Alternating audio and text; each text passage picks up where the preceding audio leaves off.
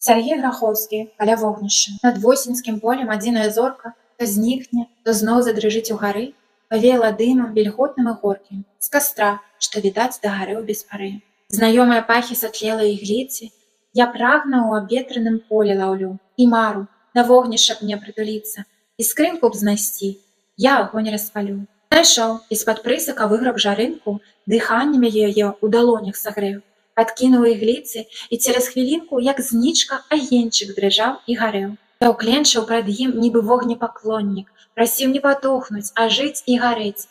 Дрыжаў язычок, і зялёненькі конік да вогнішча выскачыў лапкі пагрэць. Агонь зашугаў, затрашчала ламачча, гарачыя іскры ляцелі да зор. У полі асеннім такая ўдача знайсці і раскласці з скрынкі касцёр. Таму не было мне і ў змроку трывожна. Хоць нечыя крокі пачуў за спіной. Да вогнішча з поля прыйшоў падарожны, і мы гаварылі на мове адной. Ігліца трашчала, ламачча гарэла, асеннія ветры свісталі ў вушу, не рукі азяблыя, полымя гарэла, а роднае слова сагрэла душу.